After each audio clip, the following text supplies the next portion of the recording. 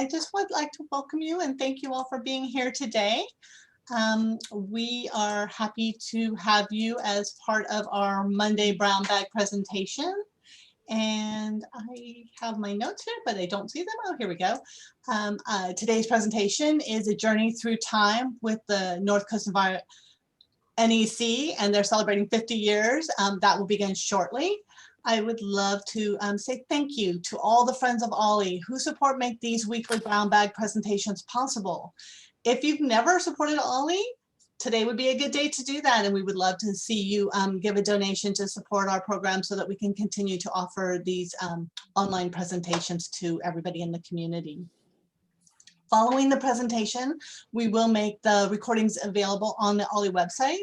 And so I just wanted to give you a little preview of where you might find that. You just navigate to our brown bag presentation page, and then you can find that link that says where the archive is. And we will make those presentations available just as soon as we can. We're just about ready to get started. So if you haven't already, please mute yourself so that your voice won't be distracting during the presentation. However, the presenters today would love for you to ask your questions in real time. So if you have a question as the question comes to you, you can raise your hand either like I am raising mine now, or you can use the raise hand function, or you can put your question in the chat and one of the presenters will read it, or I will read it out so that we can get that question answered. I'm going to go ahead and stop sharing now and turn this over to James so that she can introduce our speakers. Thank you, everybody. And I'm pleased to welcome Larry Glass today, who's the Executive Director and a lifelong environmental advocate and former retail business owner for 40 years. He's served in various capacities on the NEC board for over 35 years, currently presiding as board president and executive director, plus serving as the NEC's forest advisor. Busy guy. He was elected to the Eureka City Council and served 4 years from 2006 to 2010. His knowledge of local environmental issues and experience as a community leader provides a vital component of the NEC. He sits on the NEC's Conservation, Personnel, Tech, Finance, Board Development, and EcoNews committees. He's also President and Executive Director of Safe Alternatives for Our Forest Environment. He's Trinity County's environmental voice since 1979. He's a resident of both Trinity and Humboldt County, giving him a unique perspective for both groups. And Caroline Griffith is the EcoNews coordinator and journalist. She's resident of Eureka since 2017, an avid public meeting attendee, and can often be found at City Council and Board of Supervisors meetings. When asked as a kid what she thought she might be when she was 35, her response was environmental something, in quotes. That prediction was fairly accurate, as environmentalism has been a factor in much of the political work that she has done.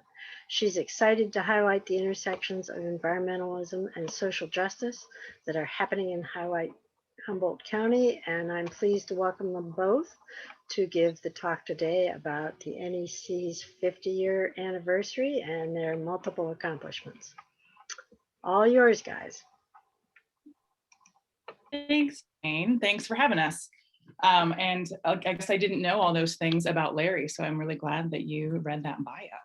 He's been a busy guy. He is a busy guy, absolutely. So I am going to share, I got a little presentation here. Larry and I are going to kind of go through the origins of the NEC, the differences between then and now in the environmental community, kind of what we're doing as the Northcoast Environmental Center currently, and then maybe talk a little bit, if we have time, about our speculation for the next 50 years, what we could be doing. So let me share my screen.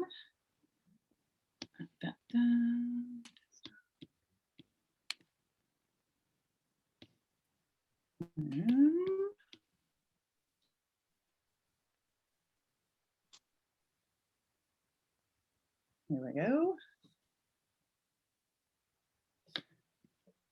So, and Larry, I want you to feel comfortable to chime in at any moment. if you find me saying something inaccurate. And also I was really pleased to recognize a couple of names in the crowd of people who I've talked to about some of this historical stuff. So definitely, if there are things that are important, feel free to chime in the chat or raise your hand. As many of you may know, this is our 50th anniversary as an organization. And when the Northcoast Environmental Center was founded, inspired by the first Earth Day. I mean, there was a general awakening of environmentalism happening all across the country and across the world at that time.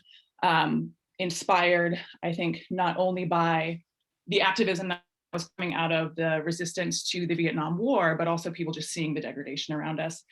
Here locally, I think a lot of it came from seeing logging degradation, and also, as I've learned from Larry, opposition to the freeway going through Arcata. It's kind of hard for those of us who have never seen Arcata without a freeway through it to imagine what it was like, but I'm sure that that really did galvanize a lot of people against some of the development that was happening locally. I really enjoy this picture here. I'm sure some of you noticed this is the original NEC office that was it called the Arcata Transit Authority, Larry? Yes. Was that the name? Yes. Yeah. Which once things have opened up, I would encourage all of you to come into the NEC office to look at old EcoNews. We have a really good archive of EcoNews, and the Arcata Transit Authority has some really great advertisements in there. It's fun to see. So, let me see, I'm unable to, there we go.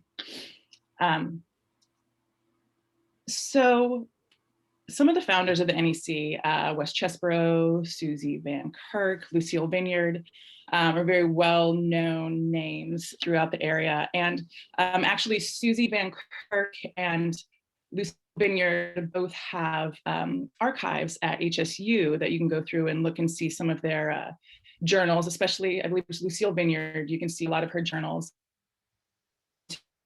See and almost kind of pin down when when NEC was first founded, roughly around Earth Day. That's why this is a flyer from a celebration, an anniversary celebration of Earth Day, and the NEC. I believe this was the 4th birthday. And I don't know how the mission has changed throughout the years, but currently the mission is to promote understanding of the relation of the people and the biosphere, and celebrate terrestrial and aquatic and marine ecosystems in Northern California and Southern Oregon. And really the thing, and Larry, it'd be great if you could talk on this as well. The thing that's really special about the NEC then and now is really that it's a coalition of a lot of different groups who are working on these things. That it's special in that it is an organization unto itself, but it is also comprised of other organizations. Yeah, I could give you an interesting backstory on that mission statement.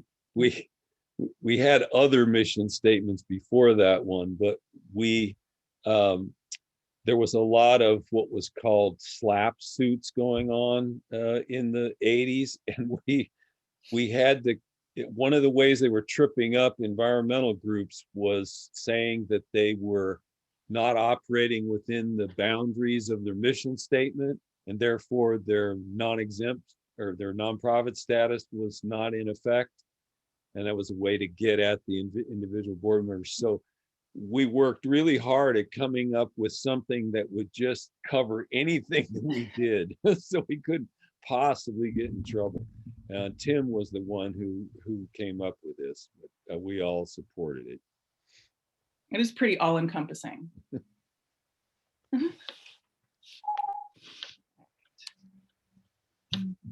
So, and we are currently the oldest organization working on behalf of the environment behind the Redwood curtain.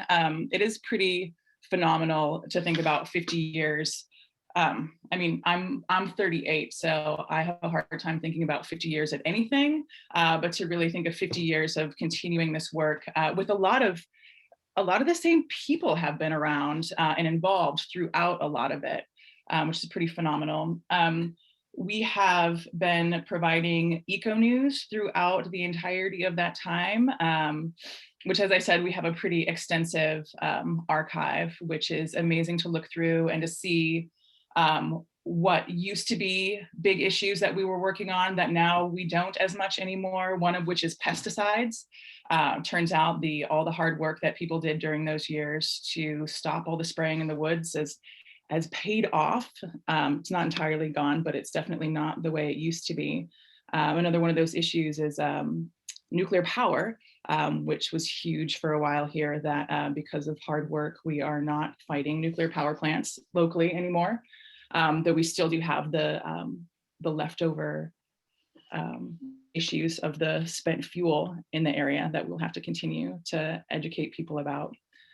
And we also have the EcoNews report, which I'm sure a lot of you have tuned into. And that, when we're done, I will put in some links into the chat. But one that I was turned on to by Edie Butler, who looks like is in the crowd today, is there's a very extensive collection archive in the HSU library.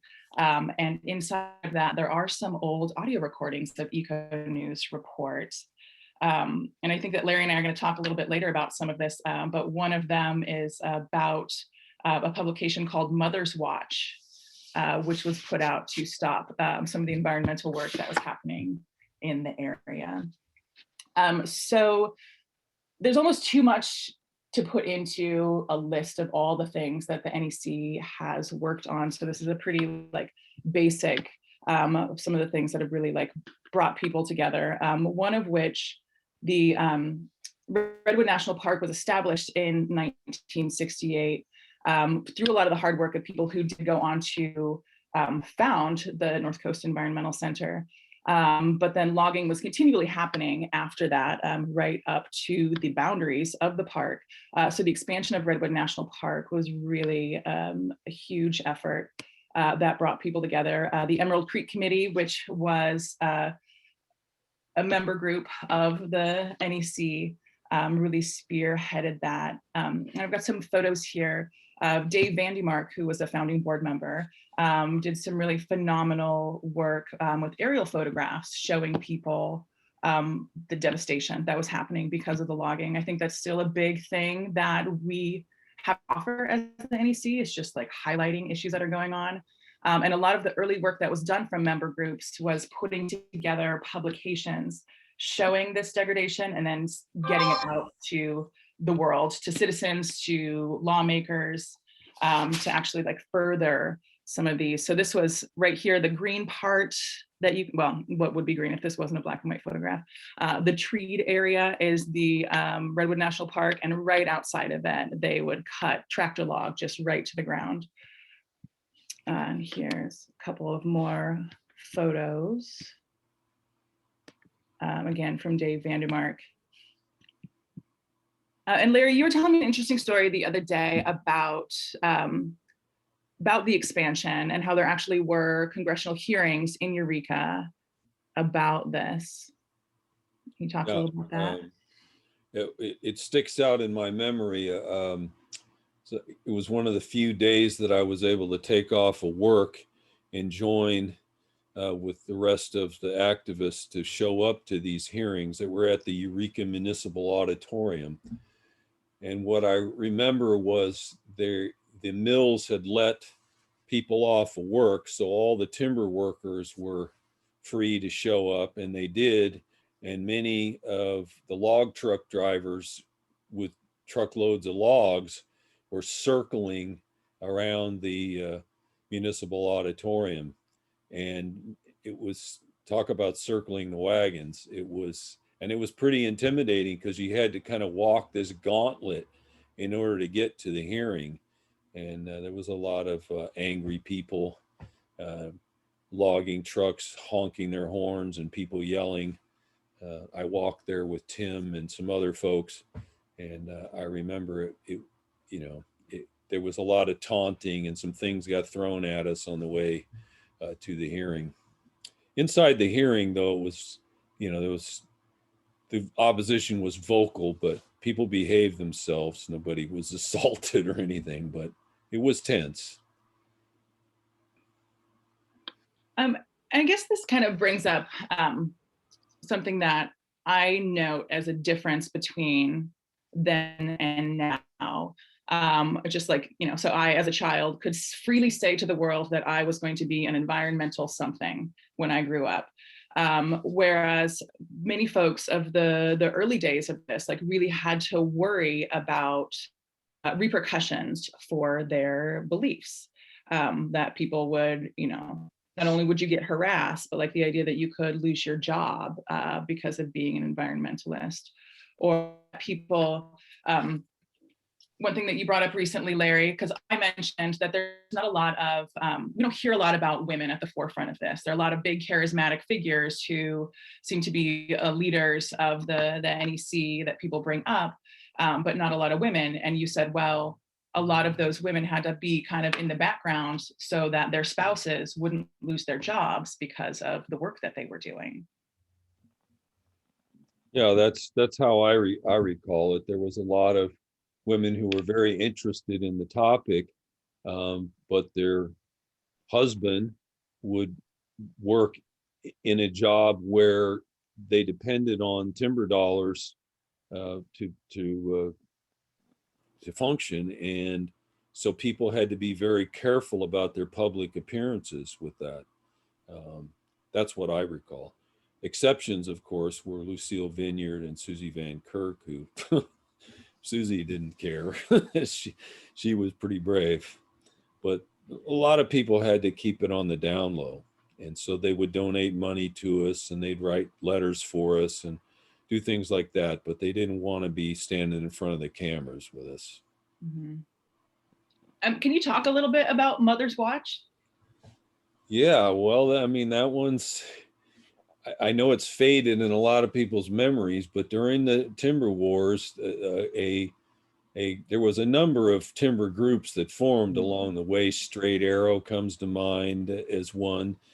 But later on, this organization that was kind of made up of the wives of timber workers called Mother's Watch started, and their concept was, if you support the environmentalists, we're going to boycott you in your businesses. And if you advertised in the EcoNews, you were going to be put on the boycott list.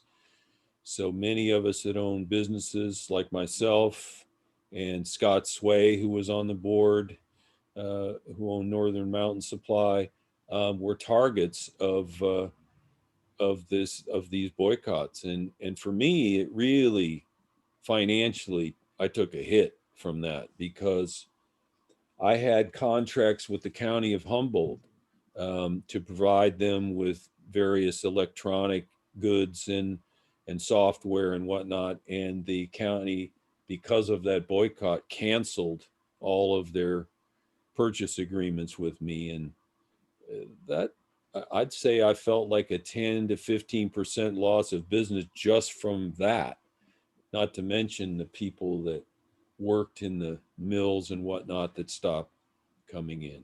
Not everybody that supported the timber industry supported the boycotts. Some of them still came in, but a lot of them did, and it hurt. And it scared the hell out of some business people, and they stopped advertising and stopped having a high profile about supporting the environmental community. And now that you say that, I do know that as I look through old issues of EcoNews, I was kind of amazed at how many advertisements there used to be in it at the beginning. And I wonder, it'd be interesting to see when that dropped off, and if that was around the time of that, of Mother's Watch and those boycotts. It also came up in a conversation that I had with Suzanne Guerrera, who had been a longtime volunteer and wrote for EcoNews, that the Board of Supervisors they had money to fund certain programs in the community, and they wouldn't fund any for the NEC because it was too radical, which is interesting to me to think of it that way. Caroline, there's a couple of comments in chat and a question in the chat.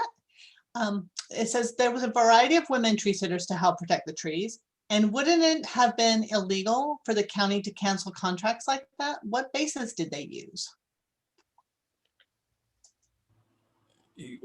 All right, so there's two things there. One, I will tackle it. I didn't mean to leave out the tree sitters. That came later than the period of time I was talking about. So yes, Julia Butterfly and many other women sat in the trees to protect them, but that came after the period of time I was talking about. I was talking about the Redwood National Park expansion and that in the 70s and early 80s.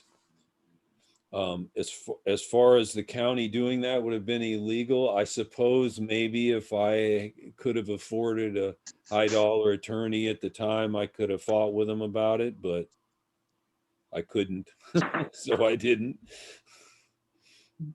Thank you. And then there is another question. It says, how long did the mother's boycott last? The real intense part of it was a year, but it drug on for quite some time after that.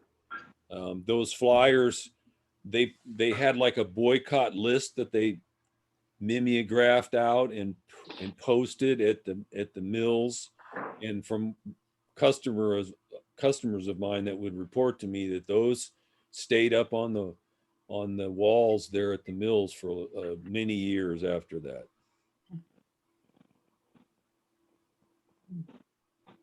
Thanks.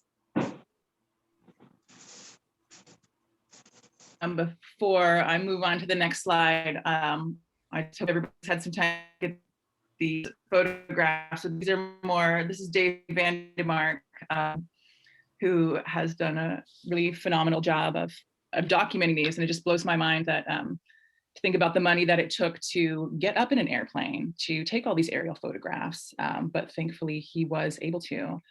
And to document a lot of this destruction that, again, I think people, those of us who did not see this happen, it's easy for us to forget that a lot of work had to be done to protect these spaces that we kind of take for granted, that we can just like drive up to the park and see all of this. And then not only work was done to protect it, but that things could change, like work needs to continually be done to protect it because this could go away.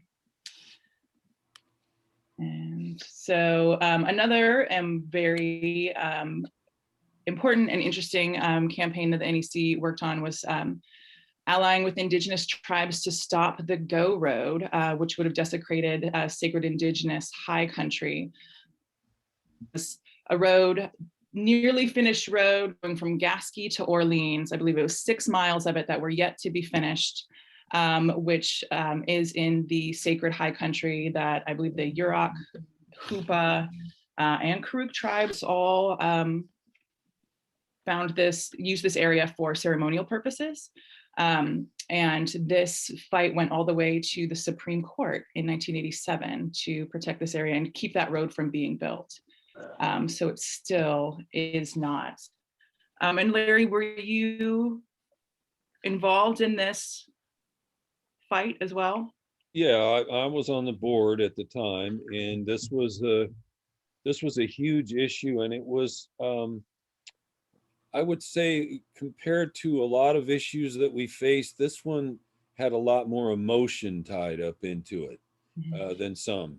You know, I mean, we always felt emotional about losing the big trees and seeing the watersheds destroyed, but this one just really grabbed all of us because of the indigenous spiritual connection to Chimney Rock, and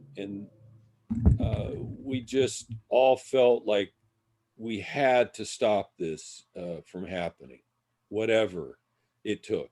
And I don't know that we always felt that way about every topic, but this one for sure, we felt like we had to do that. And from my vantage point anyways, I remember this being sort of the first time that we really stood united with the indigenous people in the area and kind of backed their play.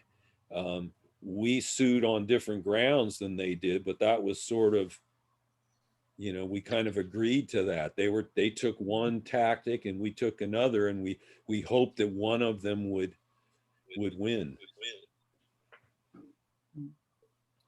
How long did this effort last? like how long did it take for it to get up to the Supreme Court and for the decision to be made? Do you remember? It seemed like it went faster than things would ever go today, but it was over a period of a few years. But today it would take like 15, 20 years to get in front of the Supreme Court. But I think it was just a few years of court challenges, and it got up to the Supreme Court level. Yeah. I do remember I was talking to Chris Beresford, who's the treasurer of our board, about testifying before the Supreme Court about it and how powerful that was. Is there another question? There is another question. It says, how much clear cutting is still being done today? Well, there's actually quite a bit still happening today. It doesn't happen on public lands anymore, but it does happen on private lands. Sierra Pacific Industries is the largest private landholder in the state of California, and that is what they practice on their forested lands is clear cutting.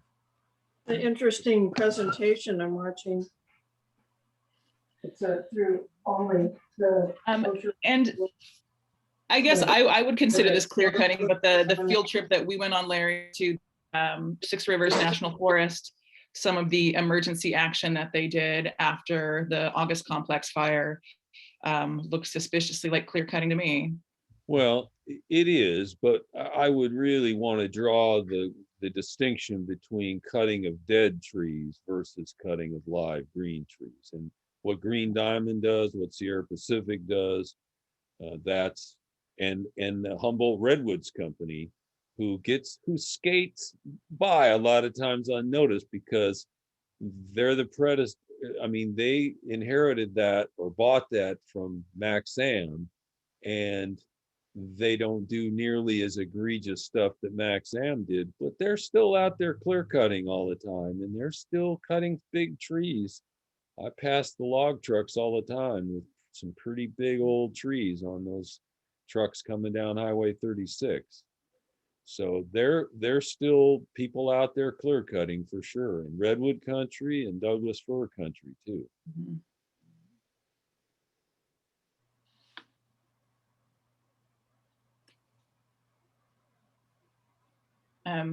Back to the emotion of the Go Road. I did want to share, there's this a poem by John Ross, this gentleman in the Zapatista shirt here, that he wrote about that effort, which I think is really beautiful. Real potatoes.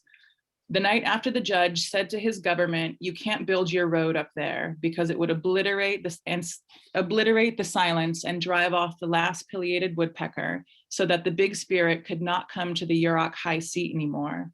The Indians invited us to a school gymnasium in Eureka, where every June they honor the elders and the new graduates. When they called the whites out on the shiny wooden floor to notice us for having wanted to stop the road too, I had to fight back my eyes because we'd all won something, and I didn't want to bawl before people I did not yet know. Instead of words, though, the Indians gave us each a sack full of potatoes to take to our kitchens or plant in the back garden. I took the spuds home, damp under my arm, and when we ate them the next week, the tears of victory tasted real upon my plate. Real as real potatoes." And there's a really wonderful, HSU is putting together a digital archive about the Go Road.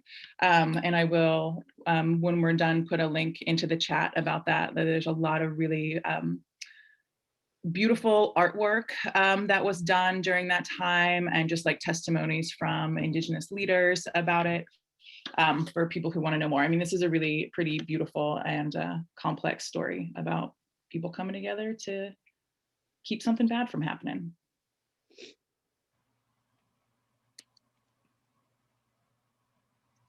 Another thing that the NEC has done, I'm sure a lot of you are aware of this, is launching the oldest rural recycling program in the United States, which was very influential, and it's unfortunate that we don't have that around anymore. But another fun thing about researching this is looking into old EcoNews and seeing how long Maggie Gaynor has been doing the work that she does. She's really, she's in it to win it. I mean, that lady's a diehard. And it's really fun to read her articles from the past 40 years about zero waste movement. And the effort to close the loop. There are articles from back in the day about how we need to start industries where we actually like take those recycled goods and turn them into other things.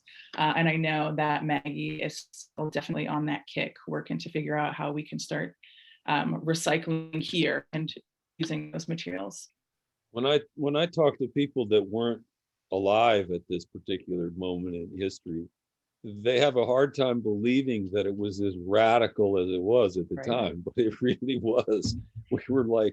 We were considered like we were communists or something because we wanted to reuse things. It was like, how un-American of you not to want to waste things, you know? So, but it was, yeah, it was the radical idea for many years until all of a sudden it caught on. Mm-hmm. Yeah. I've heard some good stories from people too over the last few months, just talking to people about the past, about how fun it was. It was like a family adventure too. Like on Saturdays, you would go and take your recycling in and you get to crush your cans and sort things out, and how it's just like part of that fun thing that you did with your family. It's very heartwarming. But yeah, it was a radical act. And another way that we're kind of at the forefront here in Humboldt County.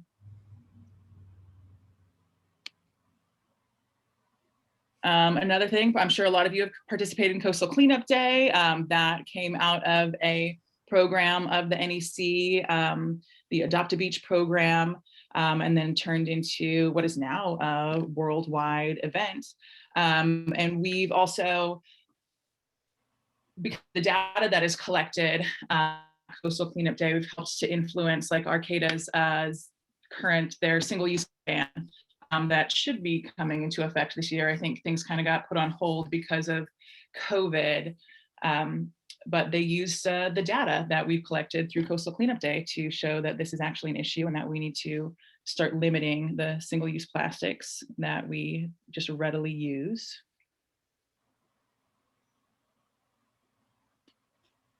And here's just a smattering of the other issues that we have worked on. And I noticed looking at this as well, I guess protecting the local rivers does include, working towards bringing the Klamath Dam down. But that is another big issue that I know the NEC worked on. There's actually a pretty beautiful ceremony that happened after the most recent announcement that the dams really are coming down and that's moving forward. And one of the first things that they did was honor the people who'd been working on the fight who were not around to see this happen. And one of them was Tim McKay, who had worked a lot on this. And it's just really kind of a testament too to how long some of these fights last. Like Larry said, that it seemed like the Go Road went pretty fast, but some things it takes 20, 30 years to actually like get this progress to happen. So it's important there is that continuity. Well, and it's a giant game of whack-a-mole too, because every time you think you've got something protected and people understand its value, then a few years later, you're right back again having to fight for that same critter or place again. Yeah. Well, and I have been thinking about that a lot in this, celebrating 50 years and talking to people about all these campaigns and, just the idea, like you said, that, folks who weren't around when recycling started don't realize how radical that was. It is easy if we don't realize the effort that was taken to allow those things to happen again, right? To let that progress slip away and to not realize that it is a continual fight. We need to constantly be working on these things. We're not just going to arrive. Looking at this picture you have up, and I see Congressman Jim Johnson there. And I remember we were all so jealous that Indiana had a congressman that was so progressive and so environmentally tuned in. And we just wished we could have somebody like that. And now we do. Jared Huffman is the current Jim Johnson, man. Jared is great. Well, and I don't have that as a bullet point up here, but that is another thing that NEC has worked on, is progressing the wilderness bill that has passed the House multiple times. And Larry, has it been introduced in the Senate? We're waiting its imminent introduction. Our newest senator, Alex Padilla, is going to introduce it, and that should happen just any time now.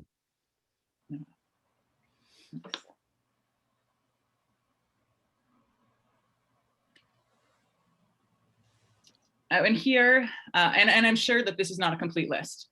So if any of you see an organization that was a member of the NEC that isn't up here, please add it, because I took this from the Tim McKay archive at HSU and immediately recognized a couple of missing groups. But these are some of the different organizations that have been member groups of the NEC and have helped move these issues forward. The bold ones are current members.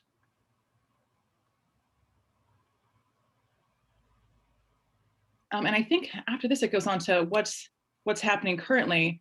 So before we go into what we're doing now, we kind of glossed over this, but as I've been talking to people about the origins of this, I've kind of been lamenting the fact that we don't see a lot of movements like this happening in younger generations, right? And I often find myself being the youngest person in a group of volunteers, and wondering, like, why is this? What is the generational change? And talking to Larry about this, he brought up the economics and how just the economy is so different now than it was then. You know, a lot of the folks who were at the forefront of these movements had come off of organizing against the Vietnam War or organizing for civil rights, which were huge, but also they were graduating from college without tens of thousands of dollars of debt. And I can let you take this over too, Larry, that and also just, you know, rent was cheaper, living was easier than it is now. Oh yeah, there was a lot more space in people's lives and ability to volunteer. And the environmental movement in the 70s was built around volunteerism, and we had lots of volunteers. But the idea of being able to use your time volunteering, once Ronald Reagan became president and turned the whole economy upside down with deregulation, that kind of went out the window. People couldn't afford to be volunteering. They had to struggle just to make enough money to pay rent, and, you know, get the other necessities of life. And so we noticed our well of volunteers kind of dry up on us in the 80s. Yeah, it's definitely a struggle. I know I'm fortunate not to have student debt, but so many people that I know, like, immediately upon graduating from college, they're like, well, I have to go out and find a job or two so that I can pay off this money. And it is really interesting. I wouldn't say, I don't want to think that it's part of a vast conspiracy to keep us all from volunteering, but it certainly has worked to help that. I mean, people are making tons of money off of us, and also we're not giving our time freely for things that we care about. Certainly a side benefit. Yeah, I really paid very little money for my degree in sociology. Never really used it much, but I didn't pay anything for it because the state of California paid for it. Yeah, that's why. And I think a lot about writing on that, how all environmentalists should support free college, or how tuition is ruining social change movements, because we all have to find regular jobs. Well, I can't tell you how many people came through the NEC and wanted to become environmental lawyers.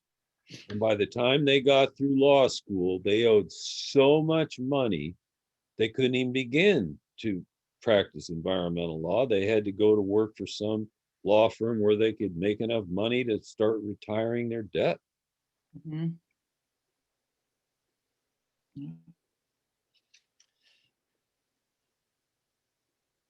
So that's why we have to get interns, so we can at least pay them in college credit to come and volunteer for us.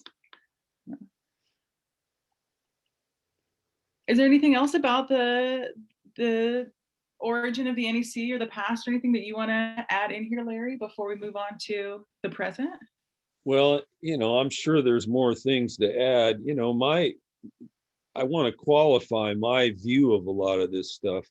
Like so many people, I was just a volunteer and I worked all day long. So I didn't spend a lot of time in the office during the day. We had our board meetings at night.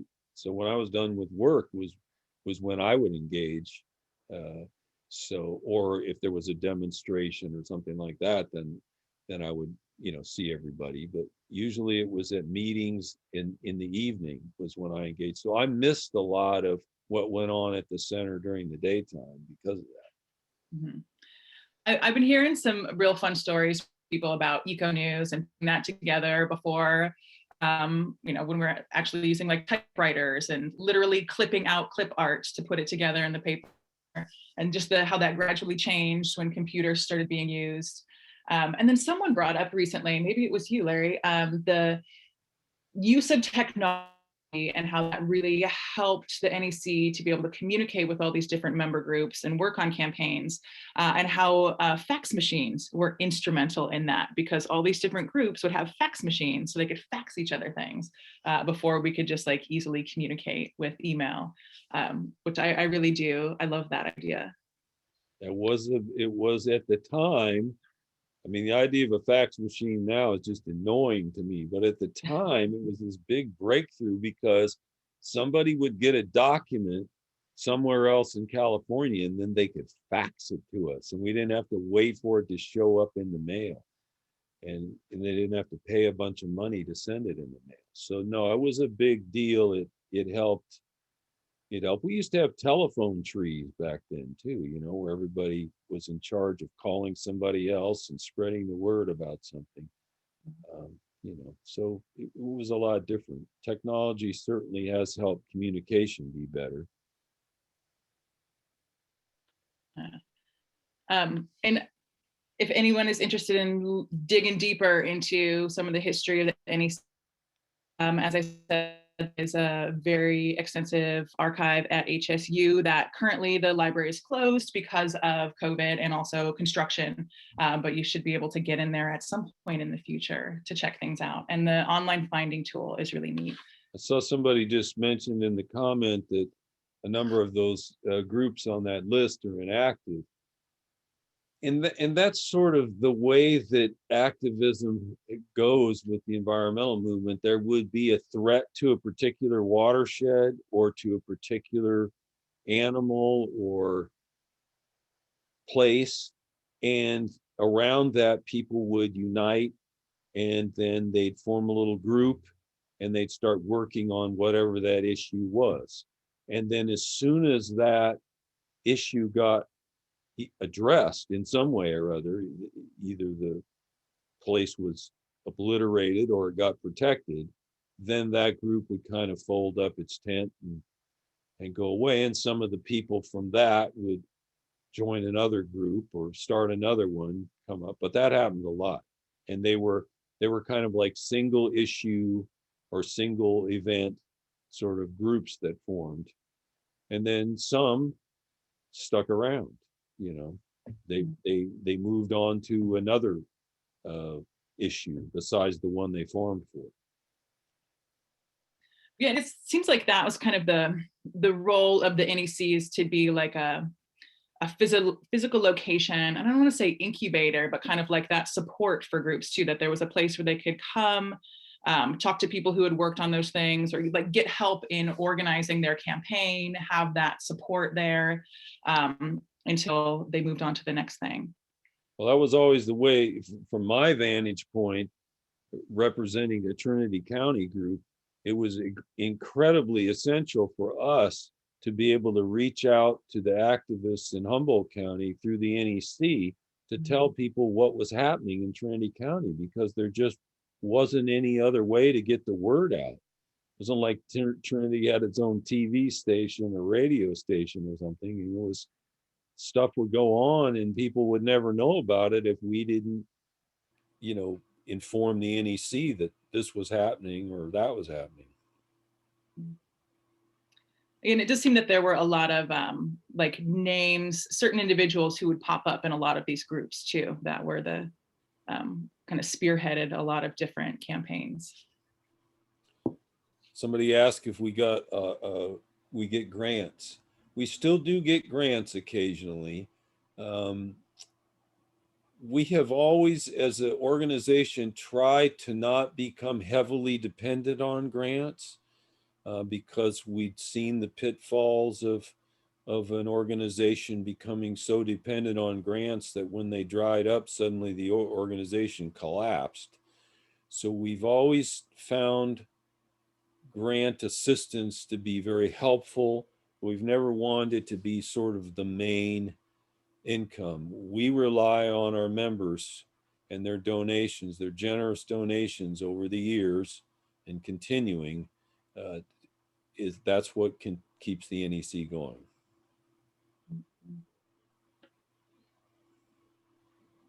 Well, and we can move on to show you what we're doing now, what that is helping us to accomplish these days. One of the big things and my main gig at the NEC is the EcoNews, which we in the last year have gone back to publishing monthly, which is pretty great. We had to go down to bi-monthly for a while because of finances. And now we've worked it out and we're doing 11 issues per year, increased distribution. And one thing we're really working to do, I mean, I come from like a political background, so I really see this as a way to not only disseminate information about issues that are happening, but also to bring more people into that fold and to really help to build up that collective power that we have. So it's been really great to build relationships with people, bring more diverse voices in, to really highlight like the intersections of a lot of different issues, right? Because the root causes of environmental degradation are the root causes of racial inequality, the root causes of social inequality. I mean, it's all the same. And the coming issue, we are doing a pilot program with getting an issue or an article translated to Spanish. We would really like to, and we're seeking grant funding even though Larry just said we don't want to rely on grant funding. So we also would accept donations to help us to get Spanish translation into our issues as well, an article a month, so that we can reach a more diverse audience with that. Let me be sure I'm clear. We love grants. We're more than willing to get a grant. We just don't want it to be too big of the slice of pie that's our funding source.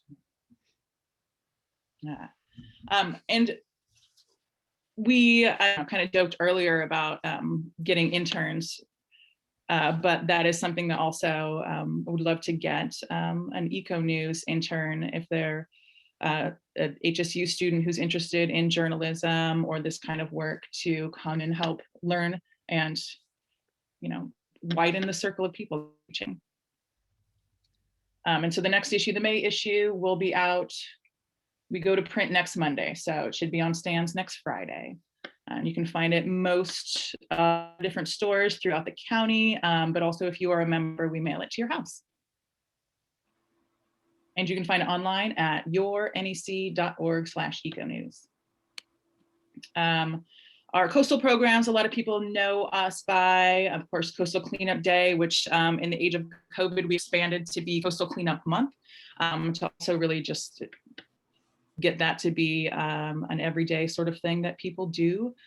We use a lot of technology for that as well. There is a marine debris app that people use to just like track what sort of trash they're picking up and where they're picking it up at, so we can kind of help solve the problem. It helps to be able to highlight what the trash issues really are, so that we can like target and support legislation. Like a lot of it is food wrappers and plastic bottles. And so we have gotten behind statewide legislation for extended producer responsibility. And there's also a national bill that has been introduced that would basically put the burden on the producers of plastic to fund recycling.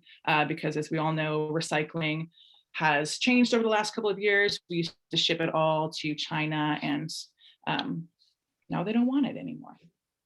We're also in the midst, if anybody looks to get involved this week, Trash-A-Thon is a new program, a new fundraiser we're doing. It's like a walkathon, but there are teams out there who are getting pledges for each piece of trash. You can pledge 5 cents, you can pledge 50 cents. You could just make a straight donation to one of the teams. And that is also on our website at yournec.org/Trash-A-Thon. Is there anything I'm missing on this one, Larry? Any other coastal? I just want to, point out the marine debris issue is a big one, and using the app to track what we're finding and where we're finding it is going to help us be able to really pin down who the culprits are. I also would point out that when Arcata began adopting their single-use plastic ordinance, we were able to testify based on the data that we'd collected from doing these trash pickups, and it was persuasive. Very. There are a couple more questions in the chat. I don't know if you saw those. And I'll just read them out real quick. What kind of volunteer support do you need currently? And then somebody's also asking what group will do the Spanish translation for you? And do you engage in citizen science projects? The citizen science, yes, a lot of that is the tracking of the marine debris. Some of the main citizen science we're doing. I can't see the chat. In terms of translation, we do have a lovely, one of the Baykeeper employees, Jasmine Segura, does the translation for them, and she actually leads bilingual kayak tours. So she is one possibility for Spanish translation. I also have a lot of connections with Centro del Pueblo, and have reached out to them about, because and I'm kind of embarrassed that I didn't think of this at first. My initial thought was, oh, we can translate our articles that we have written into Spanish. And then one day, like, my brain exploded because I was like, wait a minute, we could be soliciting Spanish articles and translating them into English as well. So I have started communications with leadership at Central del Pueblo about that, because they do also publish a quarterly zine, to see how we can collaborate on that. What was the first question? I don't see the chat. First question was, what kind of volunteer support do you currently need? Aha. The office is not open now, so that kind of changes the support that we could use. We can always use help distributing EcoNews and help with proofreading. That is one thing that is great to have extra eyes. I have a couple of pretty dedicated proofing volunteers, but they can't always get to everything. So I'm definitely interested in help with that. Really also participating in the cleanups and tracking that data is something that is always welcome too. And we're going to be doing a 50-year anniversary celebration. Date is not quite pinned down yet. Looks like towards the end of August is what we're hoping for, and we're going to need volunteer help for that.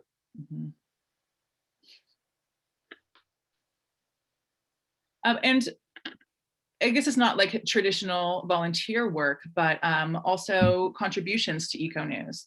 I do really welcome, there are a lot of incredibly smart, talented people in this community. We're very lucky, so I do welcome contributions from people too.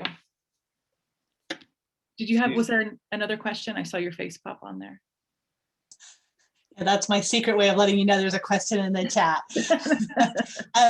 When or why did Citizens for Alternatives to Toxics drop from active member groups? Yeah, that's a puzzling one. I'm not sure they ever were an active member group. We've always worked with them and still do. But CCAP was a member group for a long time. Humboldt Herbicide Task Force was also a member group for a long time. But I'm having trouble remember them, cats actually officially being a member group. It's possible, and I'm just not remembering it. But anyways, we still work with them, and there's, they're like so many of environmental groups, down to just a few people that do all the work. And but they're still active, and they're still tackling issues.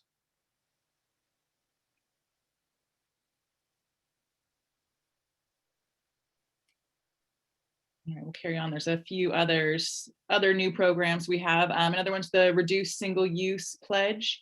Like Larry said, we helped to push the single-use plastics ban in Arcata. Part of the issue with anything like that is enforcement. And so we kind of thought we could go an alternate route too, and just work to get businesses to pledge to not just hand out plastic to people, especially in this era where a lot of things are takeout. But food is often being eaten at home. I don't know about you all, but I have like a drawer full of plastic forks that fills me with rage every time I open it. So we are actually getting folks to approach businesses that they go to and ask them to make this commitment, kind of just a different tactic to make this happen. And also the butt-in cigarette litter prevention. We have purchased these snazzy butt receptacles. I'm sure if you've done a cleanup, if you walk down the street and looked at the ground, you realize that cigarette butts are a huge problem. They're the most often littered item, I believe, in the world. Oh yeah, it says right here, most often littered item in Humboldt County in the world. So this is a way, and we are also asking businesses that participate in this to the best that they can document how many cigarette butts that are being placed in these receptacles, how many they're throwing away, just so we can get that data and see what kind of dent we are making in this problem. Yeah, there's a question on there that says, I presume you work closely with EPIC in preparing lawsuits. That's an interesting question. So the NEC is made up of member groups and members at large, and it's a real unusual kind of hybrid way to have an organization. EPIC is a independent, standalone, autonomous group, but they are also a member of the NEC, and they do share with us what they're planning to do. We do coordinate on ideas about things, but when it comes to filing a lawsuit, they do that independently on their own. They'll certainly keep us in the loop about it. Sometimes we work together, and for whatever reason, at the last minute, somebody on the EPIC board will decide they don't want to move to get on a lawsuit. Like we were working together on the Rolling Meadows case, and for whatever reason, Tom Wheeler, who's the director, wanted to move forward, but for some reason or other, the board wasn't so anxious to move forward with that. So we wound up going alone on that one. But we have a good working relationship with EPIC, but they are their own group, and they do what they do.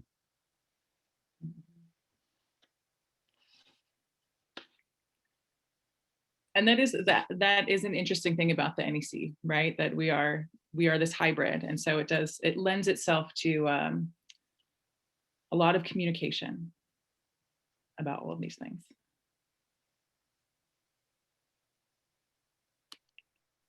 So what are the most important issues that you see tackling environmental problems? Well, about a year or so ago, we identified this sort of what I was calling at the time the nexus between social justice, environmental justice, and then just the environment, and drawing that connection for people. And that's one of the reasons why we hired Caroline to come work for us to be the editor of the EcoNews, is because she got it and really understood it, and we wanted to start conveying and making that connection. So I think that that's something we've been definitely trying through the EcoNews to try and educate the people to see how these things are all connected together. The same people that are oppressing individuals in society from having their full rights and say and economic potential are the same people despoiling the environment, and we need to make that connection. Yeah, and I think that it is talking to a lot of younger people. I think that that is very important. And also it's big, you know, these are all like really big things that I think a lot of the younger generation are, they hear a lot about all the things that are wrong in the world, and it is overwhelming, and they're like, I don't even know where to start, so why even try? And so I know that it's not an environmental issue, but I think the biggest issue in the environmental movement is really convincing people that it is worth it to continue working on these things, and that it will eventually have an impact.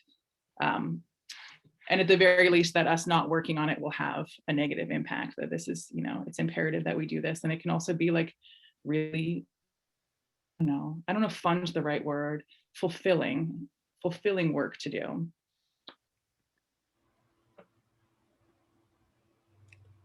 Okay, the next question I see up on the chat is, are you actively encouraging environmental activism, and in which areas is it working the most effectively, and in which age groups can you offer individual projects to them and that will draw people in? That's a really good question. Yes, we're actively encouraging environmental activism, as what's on the screen right now is Caroline's initiative called Activate NEC, and we always encourage that for people to get involved. Anytime people contact us, we always try and give them the tools that they need to get active, to bring their topic forward in the community and get it addressed appropriately. We're willing to work with anybody, whatever age group they're in. Like Caroline was saying, there has been, the environmental movement has been skewing old for quite a while, although in the last 4 or 5 years, with the rise of climate change and the movement to prevent our extinction, we've got a lot of younger people that are taking an interest in getting activated on the environment. So there's kind of a big hole in the I'd say the 30 and 40-year-old range, where we just don't see that much activism in those age groups, but we're certainly willing to work with people whatever age. Totally. Yeah, and I think that we're just starting this Activate NEC, and really the goal is to train people and just engage them in some of the public processes that happen. I love going to city council meetings, board of supervisors meetings.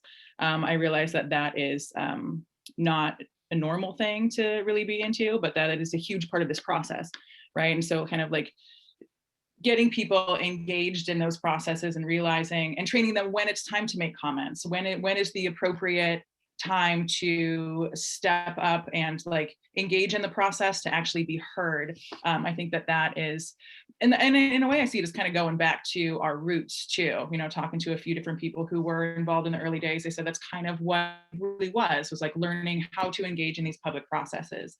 I do see a lot of like the younger activists who are like really good at they're really good at media, they're really good at actions, they have a really great skill set there. They don't necessarily know how to engage with decision makers and public policy. And so I think that is a niche where we can step in and do some work there. So Richard gave you a shout out in the chats there, thanking you so much for the energy you brought to the EcoNews. And nice. I would agree with that. You know, Caroline has been just awesome. it's allowed us to go back to monthly again because we're doing such a good job with it. And she and our current staff, I would invite you to go to our website since you can't come into the office because we're not open, but go to our website and take a look at our staff. This is the best staff the NEC's ever had. I'll say that unequivocally. We've just got lots of good energy. This is a great staff. This is the future. You look at our staff, that's the future of the NEC right there. Yeah, and I think that I speak for all of us when I say we're really enjoying working together and doing the work that we're doing and looking forward to the future too. I think that we do at our staff meetings, there's a lot of talk about like what comes next, which is very exciting. And if HSU is becoming a polytechnic school like the one in San Luis Obispo, that could be very interesting, but we'll have to see how that plays out. Yeah. Yeah, and that is one we do, and I don't think that there's a slide for it in here, but because it's not something the staff really engages in, but we do have an HSU policy, legislative policy intern program that Dan Seeley, who's our legislative analyst, works with a few students every year to track different legislation that they then report back to the board on, and ideally write for EcoNews about it too, to keep everybody informed. So yeah, will things like that change if HSU becomes a polytechnic? That'll be interesting to see.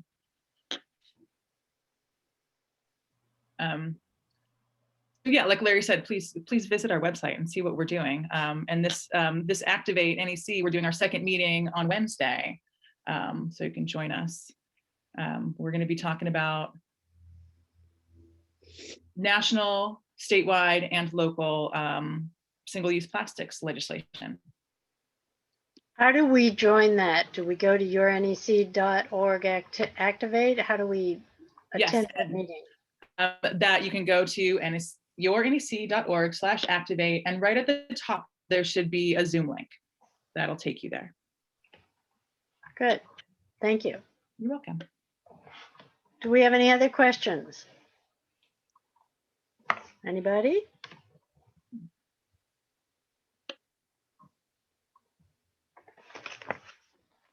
That's interesting. The Echo Grief Circle. What is that? So this is another program that just started, recognizing that especially in the younger generation, that this, having heard your entire life about how everything is falling apart in our world, climate change and everything, it can be really debilitating and lead to inaction. And so this is really just a group that it seems like it has been very successful. People coming together just to talk about these feelings, and to, like, you know, share ideas for resilience and how we can move forward through this. I know this is something, Larry's got a little smile on his face. I know he had a lot of feelings about this. This was Larry's wake-up call group. Like Larry scoffed at this in the beginning, but you know, I wanted staff to pursue this, you know, if they felt strongly about it, I wanted them to pursue it. And I gotta say, I got stood on my head. This is a real thing. This is needed. And I was quite moved by what I have heard and what I have seen, and I stand corrected. Yeah. And the idea is this will really, this will make it so help people to move through those feelings of grief and disempowerment, and to get to a place of empowerment. And so that one is every fourth Sunday of the month. And the same thing, you can go to yournec.org/thrive, and there will be a Zoom link there, so you can join that. Yeah, there is a thesis that because there's so much negative information and so much concern that they don't know where to start, so they just don't do anything. They disengage. Yeah. And the issue is how to re-engage young people. Yeah. Yeah. And I think that is our biggest challenge right now, is how to re-engage. Are you working directly with HSU on this? Well, the facilitator for this is she's a work study student from HSU, and so she has been collaborating with a couple of the different departments there to get the word out. So what kind of attendance are you getting? You know, they just had the second one, and I think there were 10 people there. Uh-huh. Yeah. Which And I think so is manageable. Yeah, absolutely. Yeah, and I think that is, so then that's for the present. And then the future, I mean, there's a lot that can happen in the future. I think that like we're kind of want to continue in this vein of like really building coalition, I think, and broadening that out as well, to really work on those intersections, right? It's not just about the environmental movement, like this is much broader than that, and to continue building those relationships is really. I see our role partly is going to be to try and be a resource for people to learn to adapt and survive, because the world is going to dramatically change here. Even if we were to go, you know, for the total Green New Deal tomorrow, the world is already, things have been set in motion. The world is going to change dramatically, and we're going to have to learn to adapt and survive. And I think the NEC will play a role in helping people both physically adapting and surviving, and emotionally and mentally adapting and surviving to the world as it changes. Well, this has been a fabulous presentation. I really appreciate everything you've done and presented, and you're absolutely right. The publication is fantastic, and if you're going to put the credit on Caroline Griffith's head, I think that's fabulous, but also on all the people that have made contributions to the organization, like Maggie Gaynor and your routine presenters, and anyone who has ideas that they want to put in, just get in contact with Caroline, and you'll learn, find out how to submit your project or your ideas and things you've learned about as possible solutions.